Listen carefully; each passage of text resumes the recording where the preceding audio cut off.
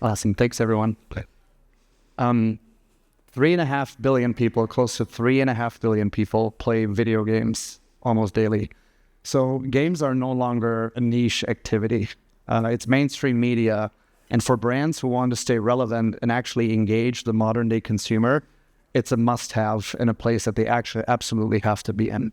My name is Bastian Bergman. I'm the co-founder and COO of Solston and the author of the book Press Play, Why Every Company Needs a Gaming Strategy, which is what we'll dive into today. And I couldn't have asked for a better partner in crime than Erica Wixney. Hi, I'm Erica Wixney, and 12 years ago, I was the global head of marketing for the launch of PlayStation 4. And then flash forward, and around 2021, I joined Adidas. I started as a CMO, but then I made the pivot to help them for the first time establish the global gaming and Web3 business unit. So I've been doing that for some time, both publisher side and I've been brand side. And you've been pioneering consumer engagement in this space, and how quickly this engagement in gaming spaces for brands can happen is pretty profound. So consider this for a moment. 22 seconds. That's the amount of time it took for luxury fashion house Burberry to sell out a limited edition character set, including a full virtual clothing line, to sell out the entire collection. 22 seconds. And not only did they make over $200,000 in revenue in those 22 seconds, more importantly, you could argue that they secured their future and their connection to a digital, and I should probably say gaming first audience. And that money pales in comparison to, some of the money that players are spending in other games, where you have people dropping $1 million on limited edition guns in Counter-Strike. So the point is this: the money in games is real, the engagement is real, and it's where consumers are active and where you find them. And for brands to win, that's what they have to realize. You have to meet your consumers where they are, and you'll find them playing video games. Now, Tommy Hilfiger, he's a legend. He's a business builder, right? He's a titan of industry in his own right. But he said this very smart, savvy quote, that any industry can leverage video games as a dynamic platform for storytelling, product placement, and consumer engagement in ways traditional media can't match. I hear this, and I think he still kind of sounds like a marketer, but he's made a big investment in building their own gaming platform, Fashionverse. And you have to understand what's been going on over time. Gaming is not a place where you jump in and jump out anymore. COVID accelerated the trends where people are creating social bonds within game environments. They're wanting to build their digital identities and spending money to do that because it matters to them. Their relationships are there. And now that online behavior is also influencing their offline behavior as well. And so a guy who would typically build a retail store, he's now building a bigger platform because he understands how big of an opportunity this is for his business. So the big idea that, I've been thinking about for the last few years, which if you forget everything else, this is the one thing to think about, is just what if you reframe gaming from an entertainment channel or an entertainment medium or a marketing channel, and you think about it as a revenue driver? What if you start thinking about it as an opportunity where it can afford you a new business model? That's the big thing that unlocked real big value for us at Adidas that I want to make sure you guys can start to reorient yourselves around today. So let's look at some of the data and just level set for everyone. Where are we and why is this, gaming's been the gorilla hiding in plain sight, so to speak. It's been here for a long time, bigger than, movie, TV, music combined. Now all of a sudden people are waking up to this fact there's gaming and we should probably be in that. So what's been happening? Well, first of all, we're dealing with radically different consumer preferences and expectations where personalization is a must. Real-time interaction, if I'm a consumer, real-time interaction with the brand that I want to be in touch with is a hard requirement. Secondly, just to make this easy for you guys, the teal line is TV, the purple line, digital media consumption. The one down, the other up. That's the very simple synthesis of this. What's the key driver behind the purple line and the growth of that? Video gaming. To add to that, people are canceling their cable TV subscriptions at record rates. Meanwhile, you have 84% of all internet users who play games regularly. So is TV the problem? Partially, but not quite. Because not only, and this is especially true for young audiences, they already spend more time in gaming environments, more time than on all social media channels combined. So it's not just TV, social's on the tail end of that too. So first things first, like every good strategy starts with understanding who your audience is. And I would say it even starts one step before that, is to understand what your business strategy is and how gaming can amplify and extend it. But there is this myth that we have to bust, and it shows up in every boardroom. It still shows up in a lot of conversations I have in businesses, even ones who have established a presence in gaming. And it's the stereotype that people believe the gamer is a teenage kid eating pizza, drinking Monster Energy drink in their grandma's basement. I have to tell you guys, like in the 2010s, when the console wars were going on, it was Xbox, PlayStation, the publishers collectively spending $500 million and taking gaming out of the basement and putting it into the mainstream.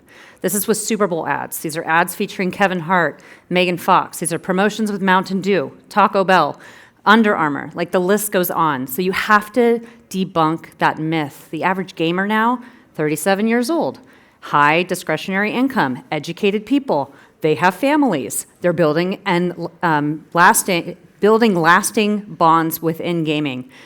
You also have to stop looking at it like there's no purpose to it. I think the big unlock for us during the console launch of PlayStation 4 was recognizing that people play games to unlock a more extraordinary and greater version of themselves they don't get to experience in everyday life. We leaned into that, and that was really the marketing message all of our comms laddered up to, and gamers really felt that and flocked to that. So I think if you can help shift that perception, it can unlock real value. And as Bastian said, almost 3.5 billion people are playing games. That is not a demographic. That is an infrastructure of human connection. That number is basically half of humanity. It's bigger than China and India combined. It's bigger than any political movement, any religion that exists in the world. So the opportunity is massive, and you will still need to find your way through that, but it's basically everyone. And there's real money in it. Like I said, what if you reorient yourself around thinking of it as a revenue opportunity, right? 57% of gamers are spending money on and inside video games. And if you look at aging down, and a lot of brands are focused on Gen Z because that's the future consumer, 65% of them are spending money inside virtual worlds. That's in walled gardens where a physical item will never, ever exist. It's just helping them to form their identity where their social bonds are and adding value to their play experiences. This one's crazy because the path to purchase is flipping. 86% of consumers who've purchased a virtual item inside a video game have also purchased the corresponding physical item. Like, think about that. That's people building their social lives in game, hanging out with their clan leader, hanging out with their friends, and then buying their things in game, and then going offline to try to find the physical clone or the physical IRL metaphor for that item. So it's a complete shift now. It also has larger customer lifetime value opportunities for you as brands and businesses as well. So what makes games so effective at engaging consumers? Well, you have to, the underlying idea and the underlying premise of games is play. Play is human. And that's why games connect directly to how our brains wired. And, you know, some of you have kids. If you've ever watched a toddler experience the world, it's through play. That's how they're learning. Us as adults, it's how we best learn new things. It's how we rewire our brains through play. And that's what games are so great at. They send us on these experiential, engaging loops that create really deep levels of immersion that are next to none. So you might say, well, I'm pretty immersed when I'm on my couch in the evening doom scrolling Instagram for 3 hours, or God forbid you get stuck on TikTok. That's not the same level of immersion. And the problem is social media is a one-directional activity. You know, just doing this is not really an action. You're just consuming. Video games are a bi-directional activity. It's action, reaction, action, reaction. That's what makes it so engaging. It's not passive, it's an active experience. And consider this, in 2022, there was over 3 trillion views of gaming content on TikTok. So the message to take from this is gaming is where culture lives. Gaming is where engagement exists. And you can think of social media almost like the distribution of that creative energy. So just to put some data behind that, your average social media post gets about 1.3 seconds of engagement from a consumer. a branded gaming experience on Roblox gets 11 minutes on average in terms of consumer engagement. So despite all this evidence, everything that we've told you guys up until now, this is still a reality. In terms of global advertising spend, this is per Dentsu, gaming gets about 5% of the entire total global advertising spend. That does not do justice at all for the potential that we just laid out. So there's a massive disconnect between the eyeballs, the engagement, and the overall potential and the actual numbers and what's happening in the space. But that also speaks to the big opportunity that's here, which we're going to dive in a little bit more now. Yeah, that's right. And I think as brands, you want to try to find spaces that don't have a lot of clutter. There's not a lot of competition yet in this space. I don't think the big tech brands have really caught on. The gaming is still very fragmented. They don't have the account teams armed with the type of insights and the type of frameworks that technology had to help push social media to be the thing that most marketers are investing in. But I think there's 3 paradigm shifts that have been converging at the same time over the course of years that create the urgency for the opportunity to be now. And it's a good thing we're talking about this in August because 2026 planning is right around the corner. So this is an opportunity for you to put those plans in place and make 2026 your entry point. Paradigm number 1 is that games are marketplaces. You have to recognize that this big number of it establishing an economy of $15 billion of spend, that's existing right now. And people are in these spaces, they're forming social bonds, they're spending money. That's a big opportunity for brands already. And also, there's micro-communities within a lot of these games because there's creators that you can partner with that have their own communities, both in the game and offline in the games. You could reframe those creators and think of them as franchisee partners. So that was a big unlock for our CFO when we started to explore what that could look like, where we could maybe extend our IP, work with the creator community to build more authentic, incredible activities in-game, and then share some of that monetization with the creator and exploit the opportunity. The second paradigm shift is that gaming is where relationships live, especially for the younger generation. Sports and playing sports, I think it's now around 56% of youth are playing sports. 85% of youth are playing video games. So as you said, even if you're comparing yourselves to social media and to watching content that's typically a passive experience, gaming has now eclipsed the real world physical play.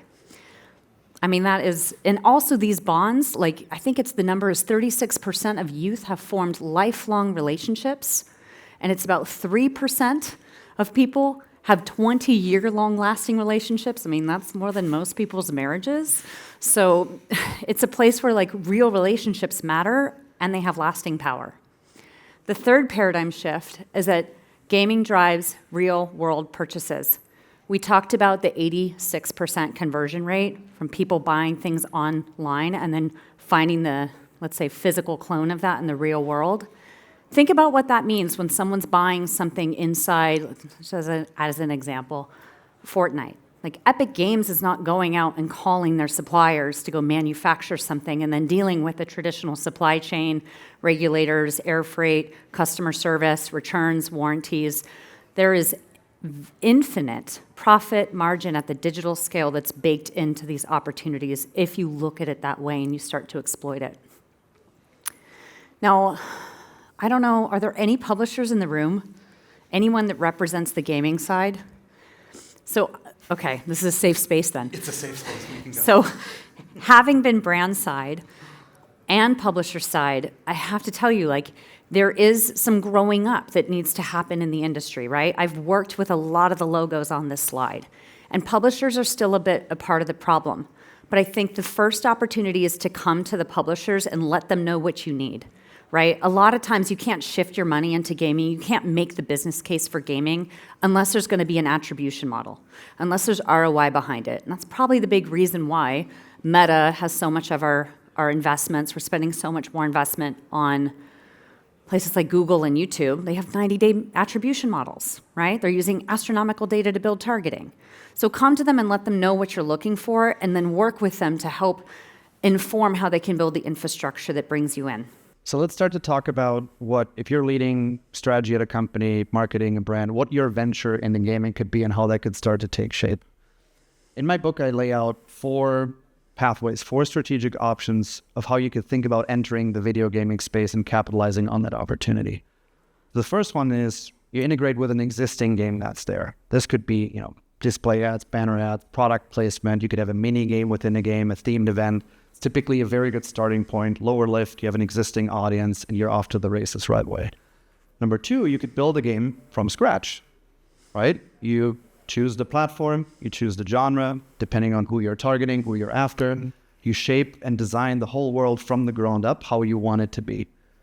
You can throw some blockchain into that. So that's the third strategy, where it's kind of a combination of 1 and 2. It could be either of those, with the difference being the underlying blockchain technology opens up additional opportunities for distinct monetization around ownership and virtual marketplaces. And then 4, and this is especially for, we'll get to some examples, companies that are really far away, that offer really different products. You could make games a part of your own core product and bring gaming into your core offering.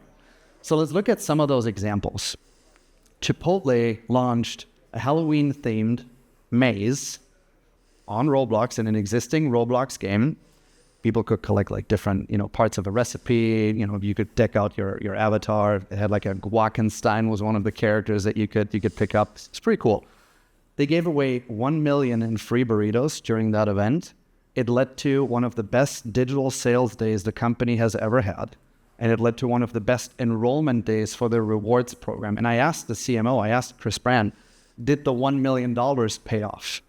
And he goes, we were tracking it minute by minute, and it paid off almost instantly because they know the value of a rewards member once they enroll and the lifetime value. The 1 million was nothing in comparison to the benefit that they got back from that event. The New York Times is probably one of the best examples for how you go all in on gaming as a legacy company. Just this week, the team announced their new game called Pipes, which is the 10th mobile game the New York Times has built. In the New York Times Games app, there's now 10 games, and what's so fascinating about it is, against the industry trend in traditional media and publishing, the New York Times is the only company that's on an upward trajectory in an otherwise declining industry, and they've managed the shift towards digital revenue as one of the only publishing companies. The number 1 driver for that success is their video gaming app. It's the video gaming subscription. Subscribers that come in through video games engage longer with the news content, and they upsell and buy bigger parts of the other subscription services, and they cancel less, so they stay longer. So people, you lead with games. They used to say in the 1940s that the Times had the saying, people come for the news and they stay for the games, because they had the New York Times crossword puzzle. They flipped it around. People come for the games and they stay for the news because it's been so successful. Talk a little bit about Puma. They launched a completely dedicated gaming environment called Puma Futureland to promote one of their new football cleats. I think it was Neymar Jr. And I'm from the Broad area, so this one felt personal and felt kind of cool. But they had a jersey of the football team Borussia Dortmund in the actual game that users claimed 1.8 million times. And to give that a comparison, the team, the club itself, sells about 500,000 jerseys per season. So 1.8 million versus 500,000. And then last but not least, Peloton. I don't know if any of you guys own, a Peloton bike, or if you have a treadmill or a rower, but what they did is they actually built a full-fledged video game for the Peloton bike called Lane Break, which is immersive workout content. So when you're riding your Peloton bike, rather than having an instructor that's yelling at you while you're already struggling to complete your workout, another person yelling at you, now you have a video game that's actually simulating your workout as you're on your bike. What's fascinating about this is now more than half of all workouts on Peloton bikes globally are done in a video game and not with an instructor. And the people that do that come back for more workouts on a weekly basis, and those workouts tend to be longer sessions too. So it's been a huge engagement driver, and they're rolling this out across It's already live for the treadmill, and they're looking at rower and other immersive content that's led by video games. So a blank canvas or a blank framework can be scary. We play in all four. It took us just a couple years to be able to play in all four, but we did establish a strategy up front, and we set up the infrastructure to have a fully dedicated business unit to help push this into the world. So let's quickly give you just a few examples. I mean, first principles, really get to understand the culture of what's going on in gaming.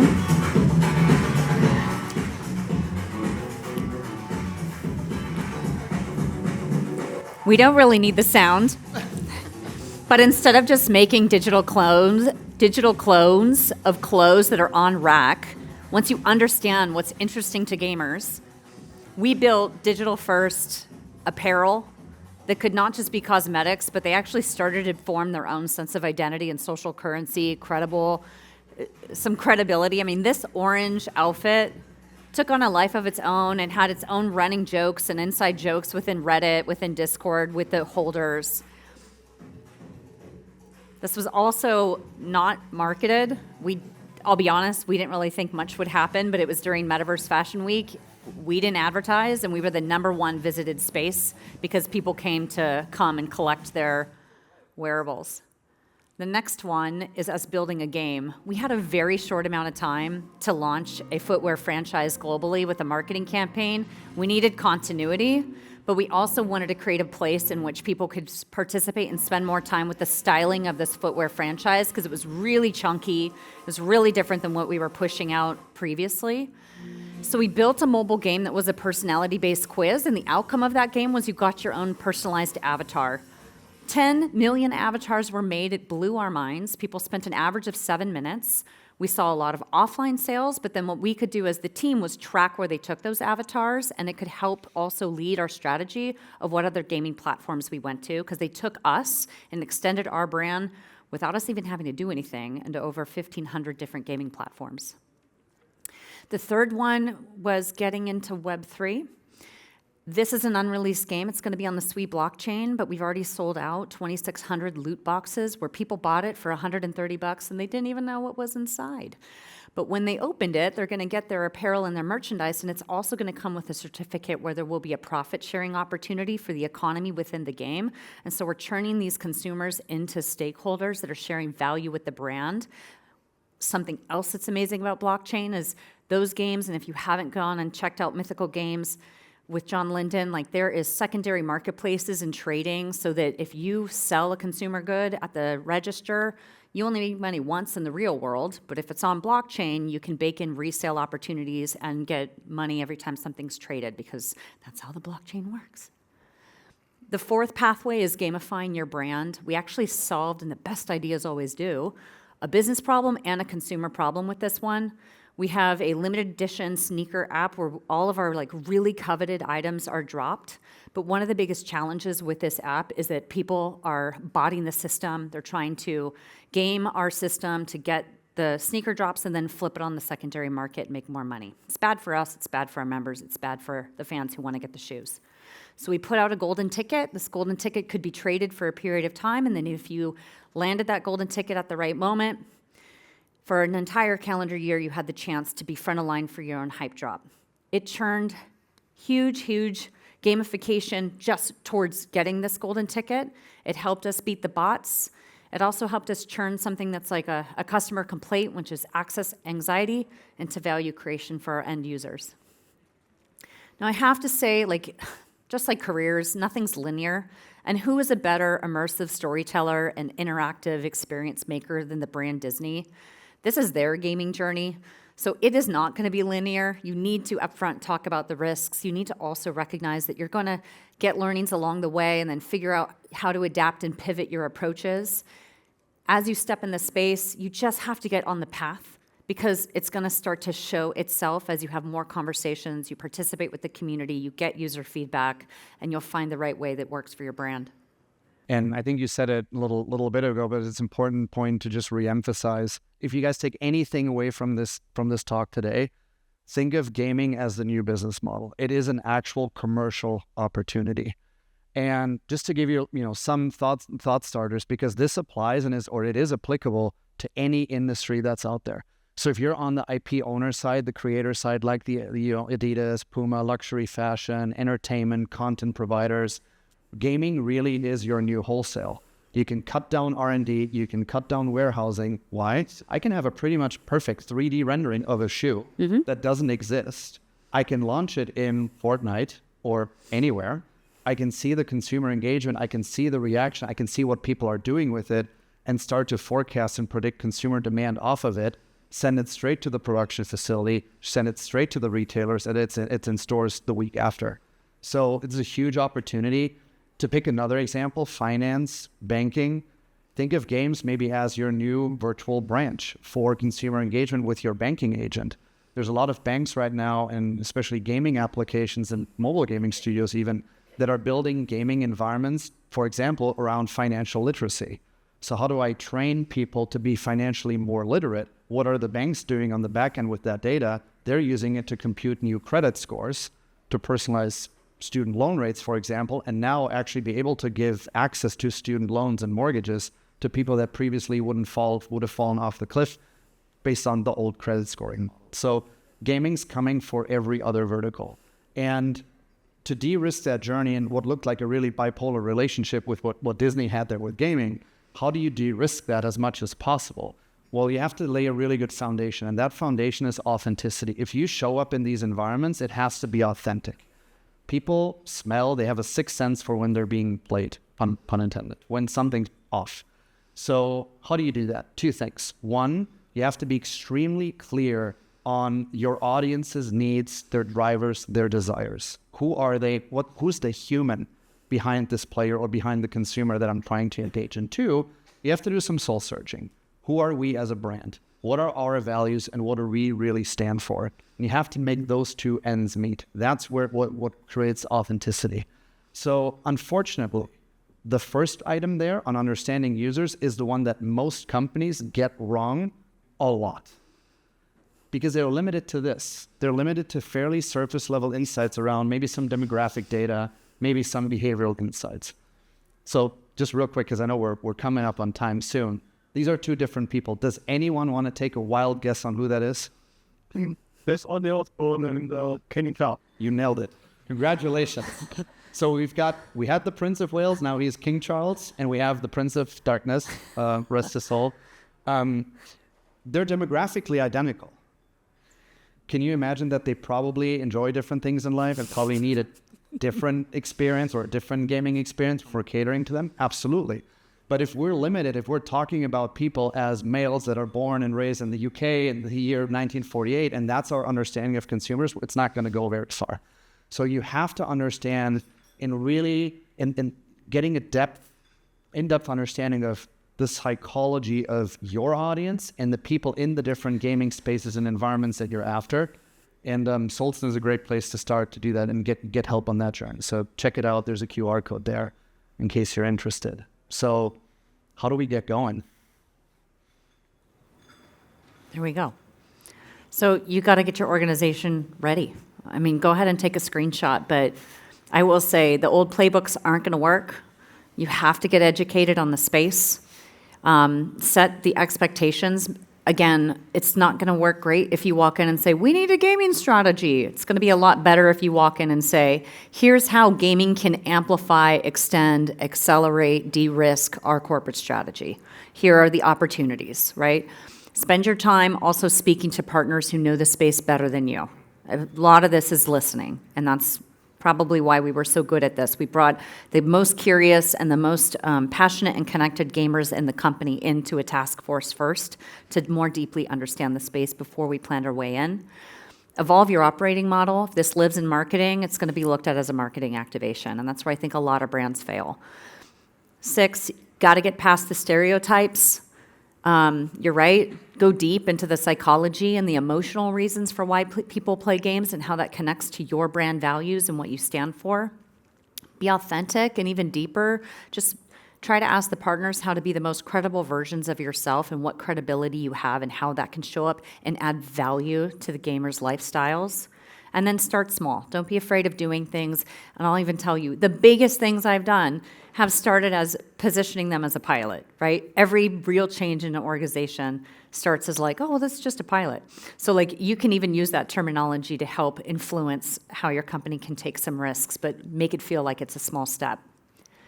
And then finally, as a publisher, be brand ready, but when you go in to speak to publishers, fill these boxes in. Be very clear with what's important to you when it comes to measurement, when it comes to attribution, what type of ROI you're looking for. And also make sure you're bringing people into the conversation that understand and have a fluency in gaming so that they can help you guys understand how to show up and be credible and not be laughed out of the room when you're making up your activations. Finally, you have a great resource that launched this week in a book from Bastian that myself and a bunch of other brand experts have contributed to. And I will say my number one learning in all of this is it does require you building a team in the company. So my advice would be grab 4 copies, because you're going to need to give them to legal, HR, the finance department, the product department, your marketing department. Like, build your internal team. Otherwise, this will die in a silo. So yeah, I think we have some books if there are some questions. First 3 questions get a book. Can have a book. Does anyone have a question? Oh, You were a yes. little quicker, and then we'll go to you. That's all. Great. Now, here we go. First of all, big round of applause, please, for Erica and Bastian. It was amazing. Thank you very much for this.